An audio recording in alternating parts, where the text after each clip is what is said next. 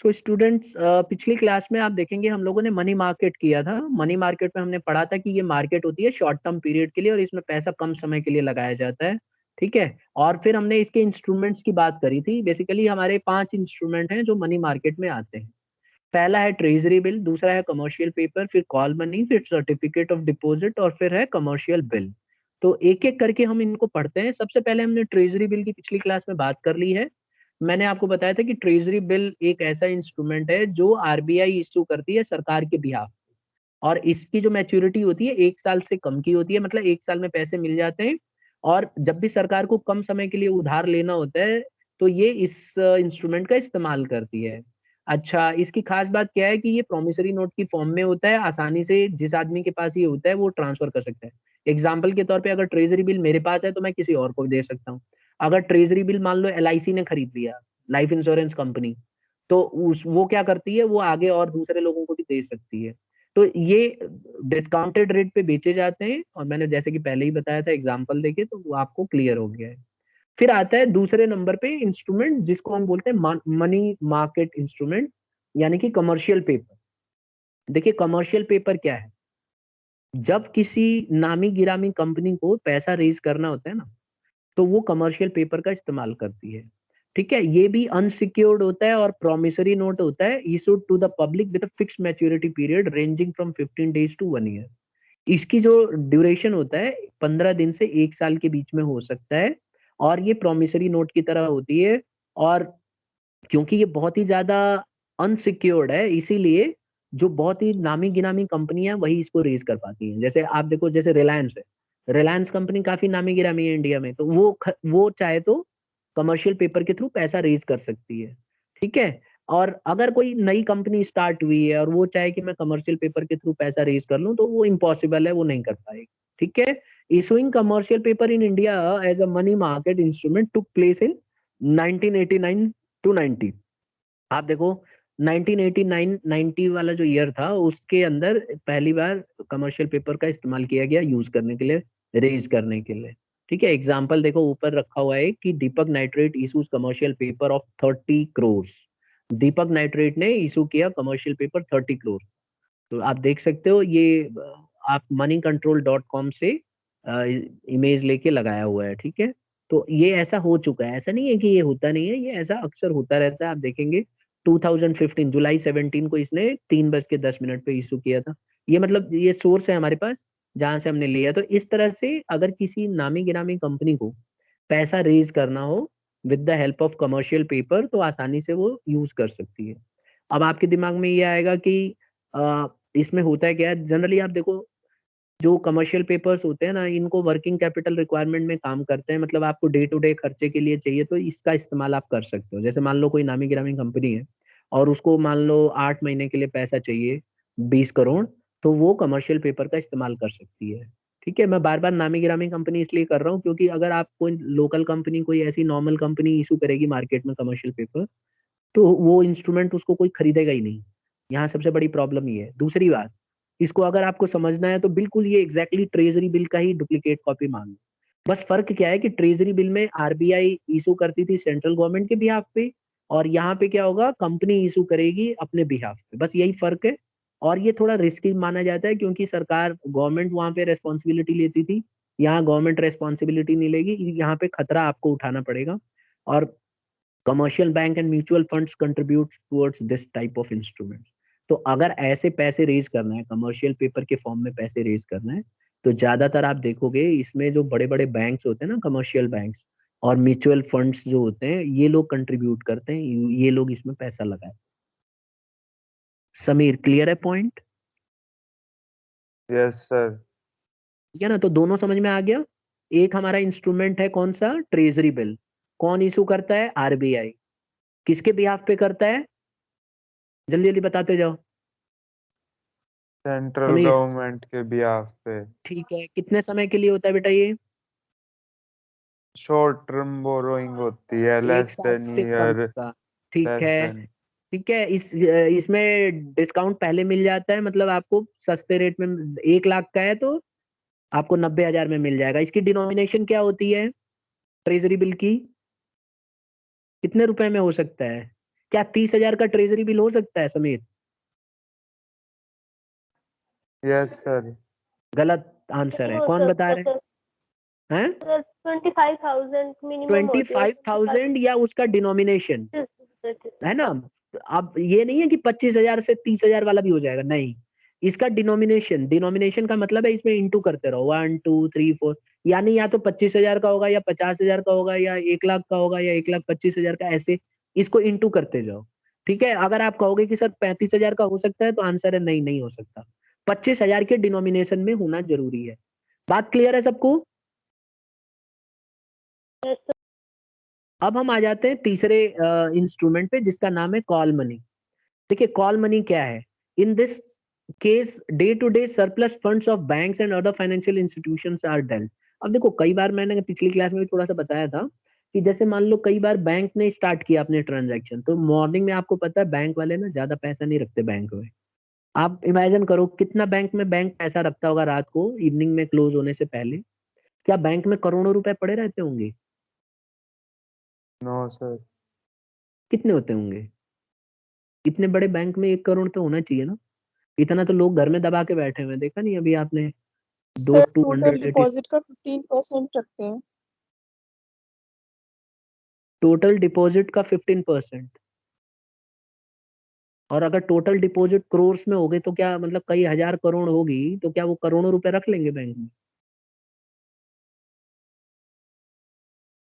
No sir. नहीं, ऐसा नहीं करते बेटा। उसमें ना देखो क्या है कि कुछ गाइडलाइंस है, बहुत ही ज्यादा पब्लिक डोमेन में नहीं रखी जाती, बट आप इतना समझ लीजिए कि कोई भी बैंक ना बहुत ज्यादा पैसा नहीं रखता है, खास करके जब बैंक क्लोज होता है। वो पैसा आप ट्रांसफर सेंड कर दिया जाता है हेडक्वार्टर, और वहां से अगले दिन बेशक आ जाए, लेकिन वहां बैंक में नहीं रखा जाता, क्योंकि यहाँ पे फिर आप सिक्योरिटी, आप फिर वो आपको प्रॉब्लम हो जाएगी। ठीक है, नहीं तो फिर बैंक में रात को चोरियां होती, दिन में कोई चोरी नहीं करता फिर। क्योंकि आपने देखा होगा बैंक को दिन दहाड़े चोरी किया जाता है जब बैंक चल रहा होता है। नहीं तो फिर चोर इतना मेंटल थोड़ी ना है कि दिन में रिस्क लेंगे। फिर तो वो आराम से रात में अपना जाते हैं, कौन होता है, एक गार्ड होता है वहां, उसको पकड़ के कुछ भी उसको उठा के ले जाएंगे घर, अपने ले जाके बिठा देंगे, इतनी देर आराम से चोरी करके ले जा सकते हैं। लेकिन बैंक में कुछ रहता ही नहीं है, खाली डॉक्यूमेंट्स रहते हैं, उनका क्या करेंगे वो लोग। तो इसीलिए होता है क्या है बेसिकली कि जब बैंक स्टार्ट होता है मॉर्निंग में, तो कई बार ऐसा भी होता है कि जो आपके कस्टमर्स हैं, हो सकता है कि कस्टमर बहुत ज्यादा पैसा निकालने लग जाए। तो ऐसे में क्या होता है, बैंक के पास पैसे की कमी पड़ जाती है। तो बैंक क्या करेगा, कस्टमर को बोलेगा कि आप चेयर पे बैठो, 2 घंटे इंतजार करो, पैसा नहीं है? ऐसा नहीं हो सकता है। तो बैंक क्या करता है, इस पैसे की पूर्ति करने के लिए दूसरे बैंक से मदद मांगता है, अपने ब्रांच से मदद मांगता है, और कुछ समय के लिए पैसा रेज कर लेता है, उससे मांग लेता है। ठीक है, तो जो भी सरप्लस फंड्स पड़ा रहता है दूसरे बैंक के पास, वो उसको पूरा कर देते हैं। लेकिन इसको पूरा करने के लिए वो अलग से चार्ज करते हैं, जिसको हम लोग बोलते हैं कॉल रेट। तो इसके ऊपर इंटरेस्ट पे किया जाता है कॉल मनी के ऊपर। तो कॉल मनी वो पैसा है जो एक बैंक दूसरे बैंक से कुछ समय के लिए या कुछ टाइम के लिए पैसा लेता है अपने बिजनेस को डील करने के लिए, यानी कि बैंक के ट्रांजेक्शन को डील करने के लिए। ठीक है, आप देखो यहाँ लिखा हुआ है duration of a call money is from 1 day to 15 days. एक दिन से 15 दिन के लिए हो सकता है, ये आवर्स के लिए भी हो सकता है, इसमें मेंशन नहीं किया मैंने। कुछ घंटों के लिए भी हो सकता है, जैसे मान लो 2 घंटे के लिए ले लिया कॉल मनी, तो वो एक दिन में आ गया वो। तो कुछ घंटे से लेके और 15 दिन तक का होता है। और it is repayable on demand. ठीक है, डिमांड पे आपको पे करना पड़ेगा, इधर बाय द लेंडर और बाय द बायर। तो जिसने भी दिया होगा कॉल मनी, वो मांग भी सकता है कभी भी, तो आपको ये पैसा देना पड़ेगा। अच्छा, इसमें जो कॉल रेट होती है ना, जो इंटरेस्ट होता है, ये आर्ली बेसिस पे भी होती है। जैसे 4 घंटे के लिए लोगे तो 10,000 हो सकता है इंटरेस्ट, 8 घंटे के लिए लोगे तो थोड़ा और ज्यादा होगा, 1 घंटे के लिए लोगे तो थोड़ा और कम होगा। और ऐसा भी हो सकता है कि टाइम टू टाइम इसका रेट चेंज होता रहता है, कोई फिक्स रेट नहीं होता है इसका। तो कॉल मनी समझ में आ गई स्टूडेंट्स क्या होती है? कॉल मनी एक ऐसा इंस्ट्रूमेंट है जिसमें डे टू डे जो सरप्लस होता है फंड्स बैंक का, उसको यूज किया जाता है, इंस्टीट्यूशंस उसका इस्तेमाल करते हैं। ठीक है, एनी डाउट? आवाज नहीं आ रही है मुझे। ठीक है, तो हमने 3 इंस्ट्रूमेंट पढ़ लिया। कौन कौन सा पढ़ा है अगर आप देखो तो? हमने एक तो ट्रेजरी बिल पढ़ लिया, हमने पढ़ा इसमें कि ट्रेजरी बिल जो है आरबीआई इशू करती है गवर्नमेंट के बिहाफ पे, डिस्काउंटेड रेट पे करती है, 1 साल से कम के लिए होता है।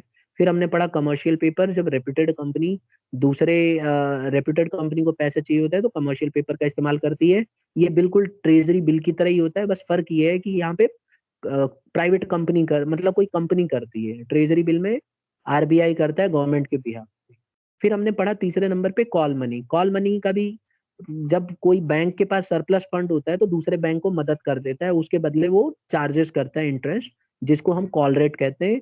ये कुछ घंटों से लेके 15 दिन तक का हो सकता है, और इसका जो फ्लक्चुएटिंग होता रहता है, इंटरेस्ट का जो रेट होता है हाईली फ्लक्चुएटेड होता है। ठीक है, तो इसको याद रखना है आप। फिर आता है सर्टिफिकेट ऑफ डिपॉजिट। आप देखेंगे सर्टिफिकेट ऑफ डिपॉजिट जो है हमारा चौथा इंस्ट्रूमेंट है।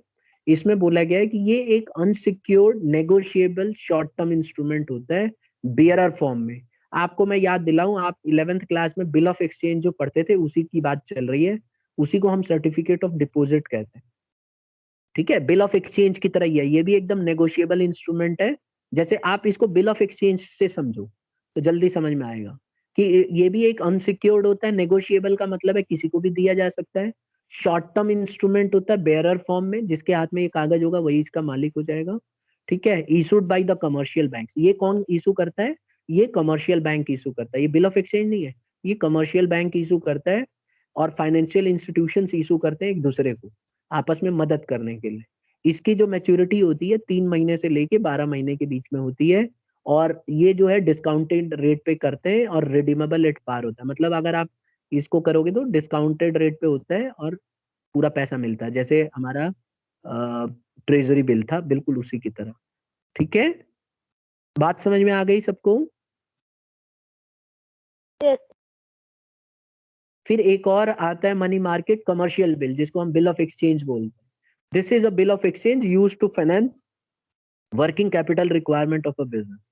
तो ये बिल ऑफ एक्सचेंज है, एग्जैक्टली इसको ज्यादा समझाने की मुझे जरूरत है नहीं, आपने पहले ही पढ़ा हुआ है कि ये जो है नेगोशिएबल होती है, इसको हम डिस्काउंटेड करा सकते हैं, और यहाँ पे एक स्टैंप लगता है, और ड्रावर होता है, ड्रॉई होता है। ठीक है, तो इसमें 2 पार्टी भी हो सकती हैं, 3 पार्टी भी हो सकती हैं, और ये बहुत ही शॉर्ट पीरियड के लिए होता है। अक्सर ये 3 महीने 4 महीने तक के लिए होता है, और हाईली नेगोशिएबल होता है। वी कैन ट्रांसफर इट, और जिसको हमने ट्रांसफर किया वो किसी थर्ड पार्टी को भी कर सकता है, फिर वो दूसरे को कर सकता है। और इसको सेल्फ लिक्विडेटिंग इंस्ट्रूमेंट इसलिए कहते हैं कि हम बैंक में जाके इसको डिस्काउंट भी करा सकते हैं। ठीक है, तो ये देखो आपको कमर्शियल बिल के लिए एक स्क्रीनशॉट है। ठीक है, तो ये कमर्शियल बिल का एक स्क्रीनशॉट आप देख सकते हो, यहाँ स्टैंप लग जाता है, डेट मेंशन हो जाती है, और इस तरह से लिखा रहता है 2 months after date pay to me और my order the sum of ₹10,000 for the value received, इस तरह से। ठीक है, स्टैंप का लगना जरूरी है। ठीक है, और बिल ऑफ एक्सचेंज को जो है किस लिए करते हैं, तो ये क्रेडिट सेल के लिए, एक सेलर बायर के साथ होता है। ये जो सेलर होता है वो बिल ऑफ एक्सचेंज बनाता है, और बायर उस पर साइन करके दे देता है। ठीक है, और तो इसको हम बोलते हैं ड्रावर और ड्रॉई। तो जो सेलर है ये ड्रावर है, और जो बायर है ये ड्रॉई है यहाँ पे। ठीक है, यहाँ तक सबको समझ में आ गया? Yes, sir.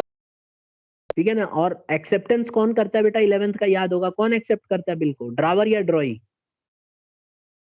भूल गए होगे, कौन बता रहा है? Drawer. हाँ, नहीं, ड्रॉई करता है। जो बायर होता है ना वो उसको एक्सेप्ट करता है। सेलर ड्रावर है, बनाता है बिल को, और ड्रॉई उसको बोलता है कि ठीक है मैंने मान लिया, और साइन करके दे देता है ड्रावर को दोबारा। तो उसको बोलते हैं कि एक्सेप्ट कर लिया उसने। जो एक्सेप्ट करता है वो ड्रॉई कहलाता है। ठीक है, this bill can be discounted with the bank if the seller requires fund. अगर सेलर को पैसे की जरूरत है तो उसको डिस्काउंट करा सकता है, मैं ये बात बता चुका हूँ।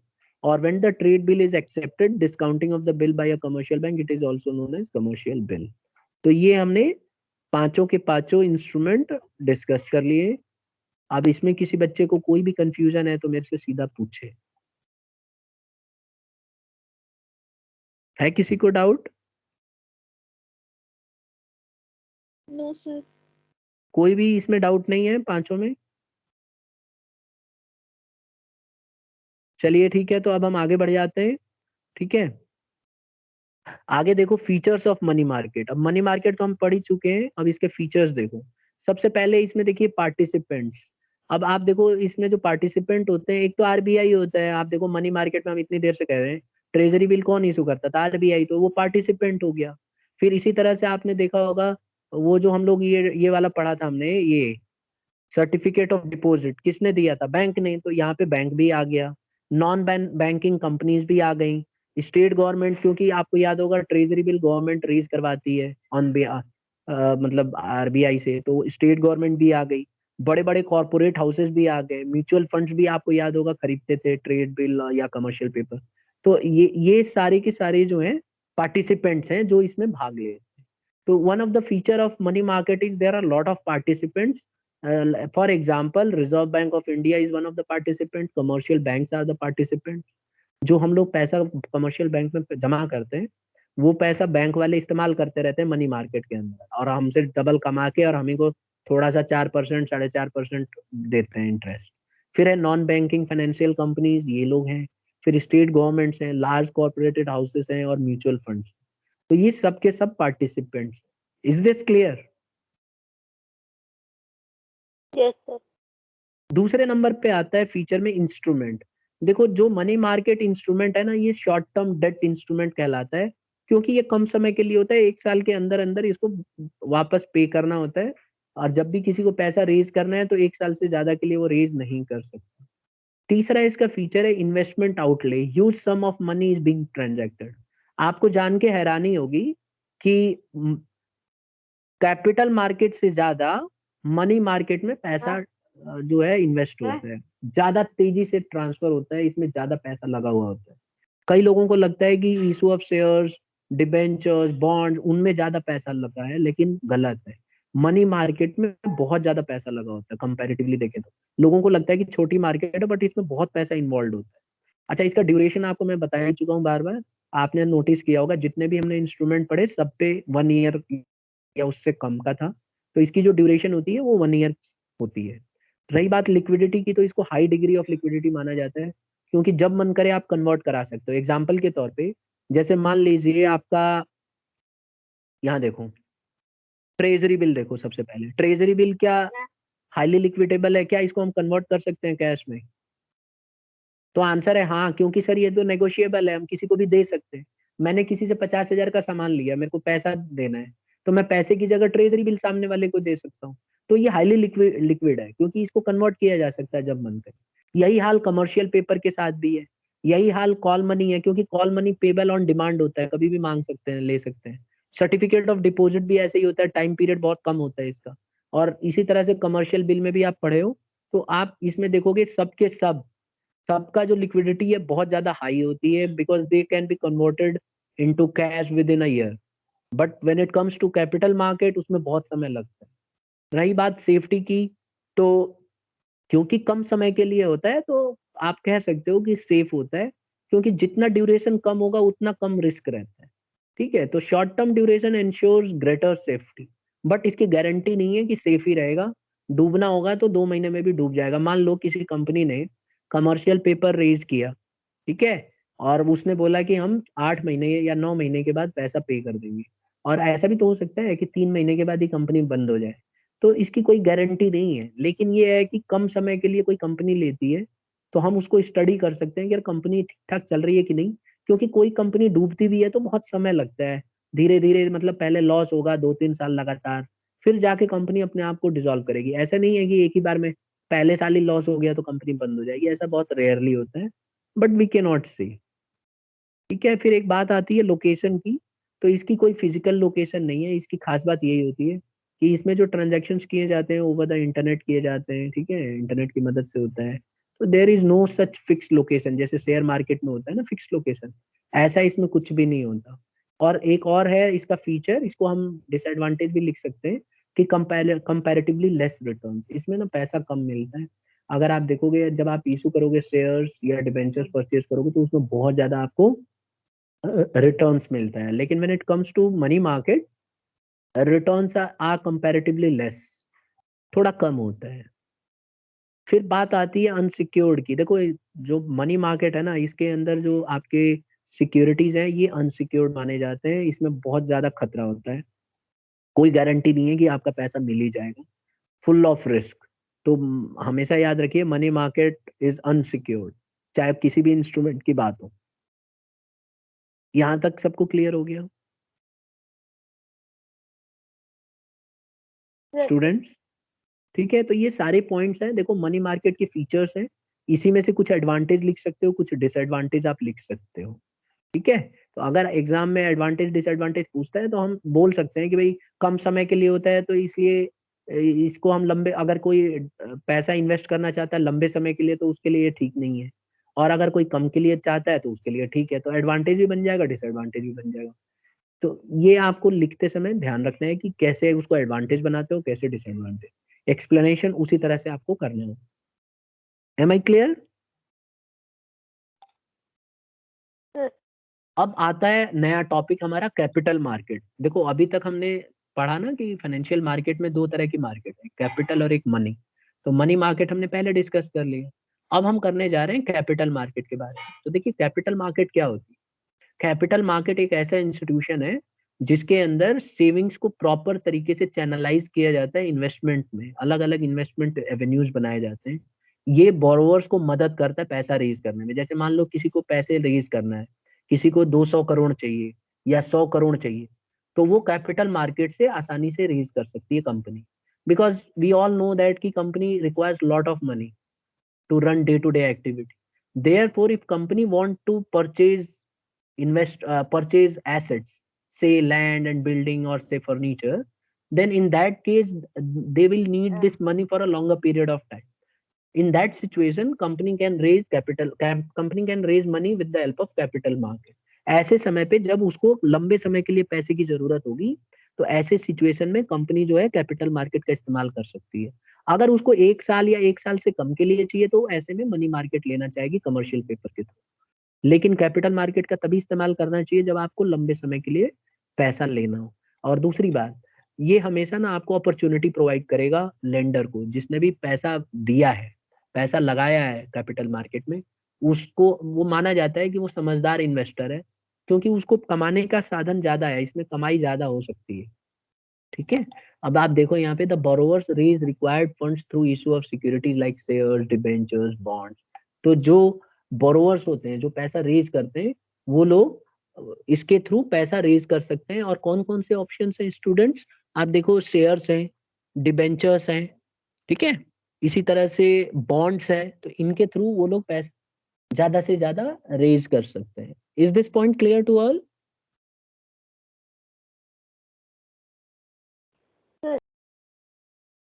एक और आता है कि सिक्योरिटी का मतलब है यहाँ पे certificate of title evidencing investment made in the capital. देखो यहाँ जब भी हम सिक्योरिटी की बात करेंगे ना, सिक्योरिटीज, मैंने बार बार बोलता हूँ सिक्योरिटीज खरीदना, तो इसका मतलब है कि आपको एक सर्टिफिकेट मिल गया जिसमें ये प्रूफ है कि आपने पैसा लगाया। दैट्स इट, इसको हम सिक्योरिटीज बोलते हैं बिजनेस की लैंग्वेज में। ठीक है, तो अगली बार जैसे आप कोई बोले कि मेरे पास इतनी सिक्योरिटीज है, दैट मीन्स आपके पास प्रूफ है, आपने शेयर्स खरीद रखे हैं, डिबेंचर्स खरीद रखे हैं। ठीक है, अब हम बात करेंगे कैपिटल मार्केट के फीचर्स की।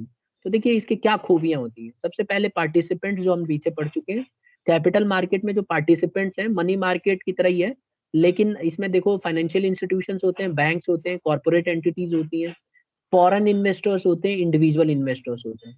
तो ये पार्टिसिपेंट्स हैं जो इसमें इन्वॉल्व होते हैं, लगे रहते हैं। तो मैं भी शेयर्स खरीद सकता हूँ, आप भी खरीद सकते हो। अच्छा, अमेरिका में कोई बैठा हुआ इन्वेस्टर अगर चाहे तो क्या हमारी कंपनी से शेयर खरीद सकता है? तो आंसर है हाँ, खरीद सकता है। ठीक है, इसके लिए भी हमारे पास फैसिलिटी है। क्या हमारी कंपनी बाहर के देश के लोगों से पैसे रेज कर सकती है? आंसर है हाँ, ठीक है, इसमें कर सकती है। अमेरिकन, जैसे अमेरिका में लोग बैठे हैं, इंडिया की कंपनी जो है पैसा रेज करना चाहती है तो बहुत सारा तरीका है। अमेरिकन डिपोजिटरी रिसीट है, ग्लोबल डिपोजिटरी रिसीट के थ्रू हम कर सकते हैं। ठीक है, इंडियन डिपोजिटरी रिसीट, तो ये सब आप पढ़े हुए हो 11th में। तो ये सारे तरीके हैं जिसके थ्रू हम लोग पैसा रेज कर सकते हैं कैपिटल मार्केट से। फिर आता है इंस्ट्रूमेंट्स। अगर आप इंस्ट्रूमेंट्स की बात करो, कौन कौन से सर्टिफिकेट होते हैं, तो एक तो इक्विटी शेयर्स होते हैं, 11th में we have already learn about all these. एक प्रेफरेंस शेयर्स होते हैं, एक डिबेंचर्स होते हैं, एक बॉन्ड्स होते हैं। बेसिकली बॉन्ड्स जो है गवर्नमेंट पहले इशू करती थी, आजकल प्राइवेट कंपनियां भी बॉन्ड्स इशू करती है। They are the certificate. Basically ये लोग, ये जो है, ये सर्टिफिकेट्स होते हैं जो कंपनी गारंटी देती है कि इतने समय के बाद हम आपके इतने पैसे दिलवा देंगे अगर सब कुछ ठीक रहा तो। ठीक है, तो ये दो फीचर आपको समझ में आ गए सबको students?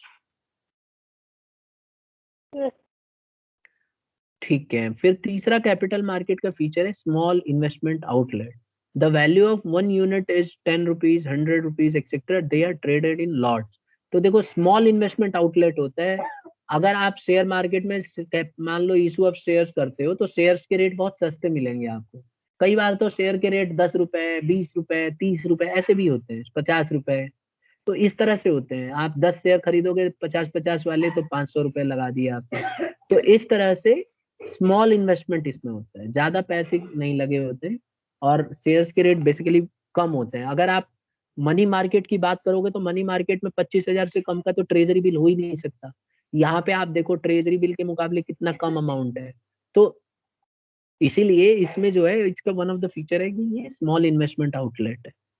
Is this point clear? Yes, sir. Once समझ में आ रहा है? यस कौशिक समझ में आ रहा है? Yes sir. ठीक है, कुछ पूछना है बेटा यहाँ तक किसी को? सर हाँ बोलो। शेयर्स को तो सेबी रेगुलेट करता है, इसको भी वही करेगी या फिर कोई और है? देखो ये जो कैपिटल मार्केट है ना, पूरे कैपिटल मार्केट को सेबी रेगुलेट करता है। ठीक है, सेबी एक वॉच डॉग का काम करता है। जो कैपिटल मार्केट है हमारे इंडिया में, इसकी देख रेख सेबी के अंडर में होती है। सेबी रूल्स बनाती है। सेबी के पास बहुत सारे एम्प्लॉयज होते हैं जो वॉच करते हैं कंपनियों पे कि कोई कंपनी फ्रॉड तो नहीं कर रही, कंपनी कोई गलत इलीगल काम तो नहीं कर रही, कहीं ऐसा तो नहीं कि कंपनी अपना चढ़ा बढ़ा के शेयर्स का प्रचार कर रही हो। ठीक है, और ये भी देखते हैं कि मतलब जो रूल्स होते हैं कि कंपनी अगर पिछले 10 साल से 5 साल से अच्छा कर रही है तभी उसको अलाउ किया जाता है मार्केट में शेयर इशू करने के लिए। कंपनी वही शेयर इशू कर सकती है जो लिस्टेड हो सेबी में। तो ये सब चीजें सेबी को ध्यान रखना पड़ता है। और आपने अकाउंट्स में भी पढ़ा है कि जब कोई कंपनी शेयर इशू करती है तो उसका एक लिमिटेड टाइम पीरियड होता है 180 डेज। अगर उसके दौरान वो अगर वो अपना 90% नहीं करती है तो लौटाने पड़ते हैं। तो ये सब सेबी देखती है। ठीक है, और अगर सेबी को लगता है कि कुछ फ्रॉड हो रहा है, इनसाइडर ट्रेडिंग हो रही है, यानी अंदर का ही कोई आदमी मिला हुआ है और बाहर ये इंफॉर्मेशन लीक कर रहा है, तो फिर उस पे सख्त एक्शन ले सकती है सेबी। Is it clear? तो यस सर। हम जितना भी कैपिटल मार्केट अभी पढ़ रहे हैं ना बेटा, ये सारे के सारे कैपिटल मार्केट पे इसकी एक वॉच रहता है, मतलब ध्यान रहता है सेबी, पूरा उसके ऊपर वो देखते रहते हैं। अब इस समय भी सभी अपना बहुत सारे एक्टिविटी कर रही होगी और बहुत सारे उसके लोग होते हैं जो इंफॉर्मेशन कलेक्ट करते रहते हैं, डेटा देते रहते हैं कि कुछ गड़बड़ ना हो। और जरूरी भी है, और जितनी कंपनियां प्रॉफिट कमाती है ना उसमें से कुछ हिस्सा सेबी को देना पड़ता है। ऐसा नहीं है सेबी अपने घर से थोड़ी ना चलेगा, उसमें बहुत करोड़ों अरबों रुपए, उसकी बिल्डिंग देखोगे तो एकदम बेहतरीन बिल्डिंग है, बहुत अरबों रुपए लगे हुए हैं उसमें। तो अब कहाँ से आते हैं ये सब पैसे? ये सब कंपनियों से ये लोग लेते हैं। और क्योंकि सेबी नहीं रहती तो फिर इसको चलाना मुश्किल हो जाता है, तो इसीलिए इस पे देखा जाता है कि इसमें कुछ फ्रॉड व्रॉड ना हो। और हम डिटेल में आगे हमारा टॉपिक भी है सेबी से रिलेटेड, ये जब कंप्लीट हो जाएगा तो वो टॉपिक में हम ज्यादा डिटेल में जाएंगे। ठीक है, ये स्मॉल इन्वेस्टमेंट समझ में आ गया कि कैपिटल मार्केट में जो पैसा होता है, शेयर्स का एक रेट होता है वो बहुत कम होता है ना? अब ये आपको हैरानी होगी, जैसे हम 12th में क्या करते हैं, शेयर्स जब हमारे इशू होते हैं तो एक शेयर का दाम होता है 5 रुपए, 100 रुपए, जिसमें से प्रीमियम होता है 10 रुपए। लेकिन सच्चाई ये है कि प्रीमियम ज्यादातर हमेशा ज्यादा होता है शेयर के रेट से। जैसे शेयर का रेट अगर मान लो एक सपोज करो शेयर का रेट 10 रुपए है ना, तो प्रीमियम 90 रुपए का होगा, तो जाके 100 रुपए का होगा इंक्लूडिंग प्रीमियम। तो इतना अमाउंट, मतलब 10-10 गुना, 20-20 गुना ज्यादा प्रीमियम रहता है। ठीक है, प्रीमियम बहुत ज्यादा हो सकता है शेयर्स की वैल्यू से। Is it clear? Sir premium को तो कंपनी अपनी मर्जी से यूज भी नहीं कर सकती, फिर क्यों ज्यादा लेती है? यही इसके पीछे वजह है कि कंपनी की रेपुटेशन जब अच्छी बढ़ जाती है तो शेयर्स का दाम वो 10 रुपए रखते हैं और प्रीमियम 90 रुपए रखते हैं। तो अगर हम देखें तो इंक्लूडिंग प्रीमियम वो शेयर 100 रुपए का हो जाता है। तो एक शेयर के ऊपर जो 90 रुपए का उनका सिक्योरिटी प्रीमियम रिजर्व आता है, वो कंपनी के अपने पास चला जाता है, जो किसी स्पेशल काम के लिए यूज होता है, जो हमने पढ़ा था पहले पिछले चैप्टर में अकाउंट्स में। तो वो कंपनी अपने यूज में इसको ला सकती है। और आपको पता ही है कि वो स्पेशल काम में ही यूज हो सकता है। तो कंपनी जानबूझ के ऐसा करती है, इसमें कंपनी का फायदा है, क्योंकि आगे चल के उसकी वैल्यू बढ़ेगी घटेगी इससे कंपनी को कोई फर्क नहीं पड़ता, उसको तो बस पैसे रेज करने से मतलब होता है। ठीक है, तो कंपनी वही चीज रेज करती है। ठीक है,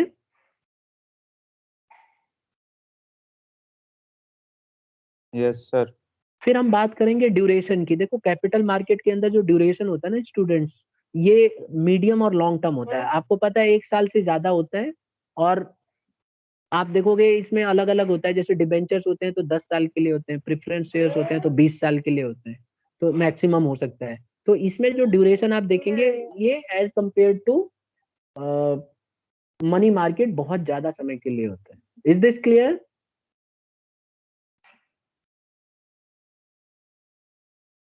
अब जैसे डिबेंचर्स हैं, तो डिबेंचर्स ज्यादा से ज्यादा ना 10 साल के लिए ले सकते हैं। कोई भी कंपनी अगर डिबेंचर लेती है तो मैक्सिमम वो 10 ईयर्स के लिए ले सकती है, बाद में उसको थोड़ा सा बढ़ाया जा सकता है। इसी तरह से प्रेफरेंस शेयर्स है, तो 20 साल से ज्यादा के लिए नहीं ले सकते आप preference share.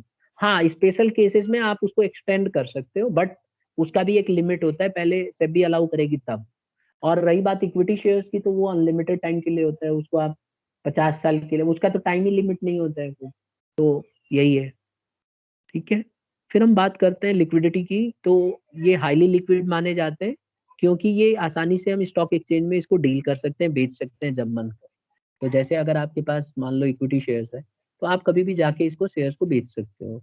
With in 1 minute आपका शेयर सेल हो जाएगा। आजकल ऑनलाइन प्लेटफॉर्म है, घर बैठे हम लोग डीमैट अकाउंट ओपन करा लेते हैं और with click of a button हम उसको बेच सकते हैं। तो it's a very highly liquid माना जाता है। जैसे मान लो, सपोज करो आप लोगों के पास 10 शेयर है और उसकी कीमत है 1 लाख रुपए। अगर आप चाहते हो कि उसको कन्वर्ट करें कैश में, तो आपको कुछ नहीं करना है। आपको बस आपका ऐप, आजकल ऐप आए हुए हैं इतने सारे, जो लोग ट्रेड करते हैं वो ऐप यूज करते हैं, तो आपको बस अपना ऐप ओपन करना है, डीमैट अकाउंट उसमें आपका खुल जाएगा। बस उसमें आपको एक ऑप्शन आएगा सेलिंग का, आप क्या अपना शेयर सेल करना चाहते हो। जैसे ही आप क्लिक करोगे, हाँ से करेंगे, तो एक पिन कोड मांगेगा जो आपको बताया जाता है शुरू में ही। तो वो आपको कोड नंबर डालना होता है और आपका सेलिंग हो जाएगी, और आपके बैंक में वो पैसे वापस आ जाएंगे जो भी आपने सेल किया। तो इस तरह से चलता है, हाईली लिक्विड माना जाता है। फिर बात करते हैं रिस्क की। क्या इसमें रिस्क इन्वॉल्व रहता है?